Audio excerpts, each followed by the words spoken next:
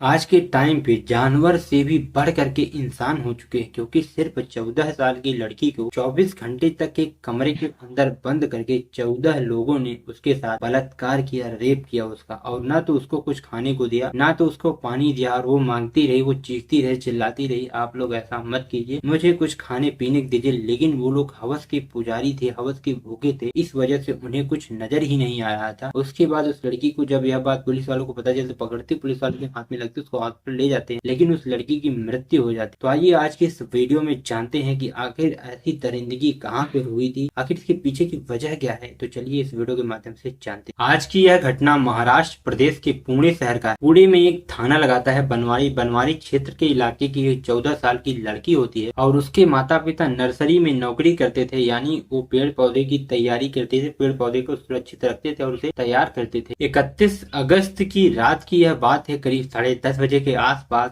एक लड़की अपने दोस्त से मिलने के लिए पुणे स्टेशन पर जाती है। वहां जाकर उस लड़के की इंतजार कर रही थी और करीब 10:30 के आसपास बज चुके, मगर उसका दोस्त नहीं आता है, जिसे जानने के बाद लड़की परेशान हो जाती है। और उसके तुरंत ही बाद एक ऑटो वाले की नजर उस लड़की पर जाती है, और जैसे ही ऑटो वाले की नजर उस लड़की पर पड़ती है तो ऑटो वाला उस लड़की से पूछता है कि आखिर तुम क्यों रो रही हो और तुम क्यों परेशान हो रही हो, क्या मैं तुम्हारी कुछ मदद कर सकता हूँ। तो उस लड़की को एक सहारा की आवश्यकता थी, तो उसे लगा वो जो व्यक्ति है की उम्र 30 साल के आसपास होती है, वह उसे अपना दोस्त मान के उसे पूरी कहानी अपने आप पर बीती बता देती कि वह अपने घर वालों से बिना बताए इस स्टेशन पर अपने दोस्त से मिलने के लिए आई है और दोस्त भी नहीं आया, इस वजह से मैं परेशान हूँ। और इतना बात सुनने के बाद ऑटो वाला भी वहाँ से चला जाता है। और उसके बाद करीब 10 मिनट के बाद वह ऑटो वाला फिर से आता है और उस लड़की से कहता है कि जिसका तुम इंतजार कर रही हो, वो लड़का दरअसल बाहर खड़ा हुआ है, वो शर्मा रहा है क्योंकि वह लेट हो गया था, इस वजह से वो यहाँ पर नहीं आना चाहता, इसलिए तुम मेरे साथ चलो, मैं तुम्हें मिलाता हूँ। और वो लड़की काफी देर से रो रही थी और उसके बाद ना पीने का कुछ था, ना खाने का कुछ था। उस ड्राइवर से कहती है मुझे पानी पिला दीजिए। जब वह ड्राइवर उसको पानी देता और पानी पीने के बाद ही 10 से 5 मिनट बाद वह बेहोश हो जाती और वो लड़की जमीन पर गिरने वाली होती। इससे पहले कि वह जमीन पर गिरे, ऑटो वाला उसे पकड़ करके ऑटो पर लेटा देता और उसके बाद उसे ले जाता है जंगल की ओर। जंगल की ओर ले जाने के बाद उसका बलात्कार करता है और वह ऑटो ड्राइवर उस लड़की का कई घंटों तक उसका बलात्कार करता है। और उस लड़की को तनी सा भी होश नहीं था, क्योंकि वो नशे में थी। उस पानी में वो व्यक्ति कुछ ऐसी नशीली पदार्थ मिला देता है जिसकी वजह से 2-3 घंटे तक वह नशे में थी। और उसके बाद जब वह ऑटो ड्राइवर उसके साथ मनचाहा गंदा घिनौना कृत्य कर लेता है तो उसे एक होटल में ले जाता है और उस लड़की को होटल में ले जाता है। और वहां पर ले जाने के बाद वहां पर पहुंचने से पहले ही वहां पर कुछ लड़के उस लड़की का इंतजार कर रहे। और जब वह ऑटो ड्राइवर उस लड़की को लेकर पहुंचता है तो वो लोग उस लड़की को ले जाकर के कमरे में बंद कर देते हैं और उसके बाद वो लड़की एक एक करके उस लड़की के बदन से सारे कपड़े उतार देते, यानी कि उस लड़की अब वह लड़की निर्वस्त्र हो जाती। और अब उस लड़की को शर्म आ रहा था और उसके साथ पहले ही बहुत ही ज्यादा बलात्कार हो चुका था और धीरे धीरे करके वह होश में आ रही थी। लगभग होश में आते आते उसके साथ 12 लड़के का रेप कर चुके और उसके बाद दिन निकल जाता है। दिन निकल आने के बाद भी वह एक एक करके लड़के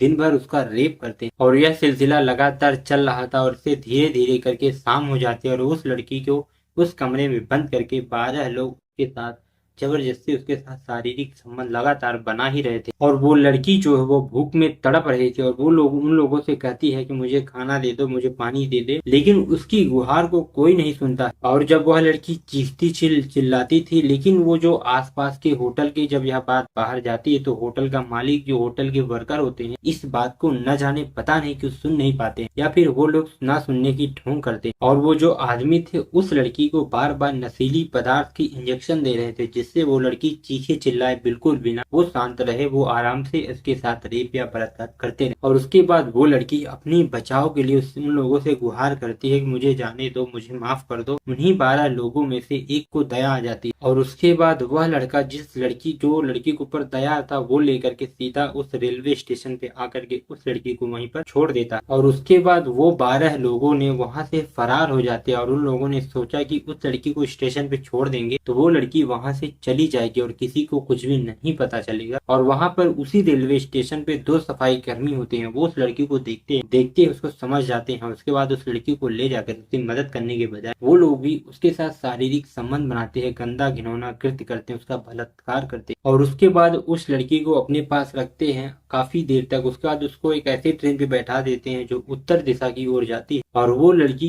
कोसों किलोमीटर का सफर करके चंडीगढ़ पहुंच जाती है। और चंडीगढ़ पहुंचने के बाद वह एक कोने में बैठी हुई थी, तभी एक सीआरपीएफ जवान का उसके ऊपर नजर जाता है। तो वो देखते ही समझ जाता है किसके साथ कुछ गलत हुआ है। उसके बाद वह उस लड़की के पास जाता है उसकी मदद करने के लिए, लेकिन वो लड़की मना कर देती है, क्योंकि वो जो लड़की है, वो लड़की के साथ जिन्होंने रेप किया उसमें से एक वर्दी वाला भी था। ये चीजें सोच करके वो लड़की उसके पास नहीं जाता है। तो वो जो सीआरपीएफ का जवान होता है वह तुरंत ही चाइल्ड वेलफेयर हेल्पलाइन को, उसमें से एक महिला को बुला लेता है। और जब वो महिला अधिकारी आती है उसको उसके बाद उसके पूछती है, तो वो लड़की को थोड़ा बहुत शांत होता है। तो उसके बाद उस लड़की से उसको खाना पानी हर चीज खिलाती है, उसे प्यार से माँ की तरह दुलारती है। और जब उसे प्यार से हर चीजें पूछती है तो वो अपने ऊपर बीती आपको बताती है उस महिला से। और उसी बगल में सीआरपीएफ जवान भी खड़ा होता है। जब यह बात सुनता है तो वो भी सुनने के बाद अचंभा हो जाता है, क्योंकि 14 लोगों ने उसके साथ रेप और बलात्कार जैसी चीज को उसके ऊपर किया है, क्योंकि वो अभी सिर्फ 14 साल की वो लड़की हो। उसके बाद उसके माता पिता को जब यह बात बताई जाती है तो उसके बाद उसे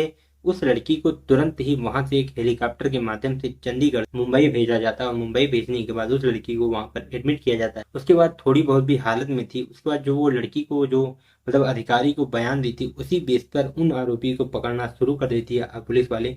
वो बहुत ही सख्ती से इस चीज को जांच करना शुरू कर देते हैं। और पुलिस वाले जब जांच करना शुरू करते हैं, 100 से ज्यादा कैमरे को उन्होंने चेक किया। उसके बाद जो पुणे का रेलवे स्टेशन होता है वहां पहुंचते हैं, क्योंकि वो लड़की मर चुकी थी।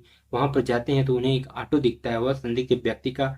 ऑटो का नंबर प्लेट से उस व्यक्ति का नाम जानते हैं, उस व्यक्ति को पकड़ते हैं। जब वह व्यक्ति पकड़ाता है तो उस व्यक्ति के माध्यम से वो सभी 12 के 12 लोग पकड़े जाते हैं। पकड़े जाने के बाद उन्हें पुलिस अपनी हिरासत में रखती है।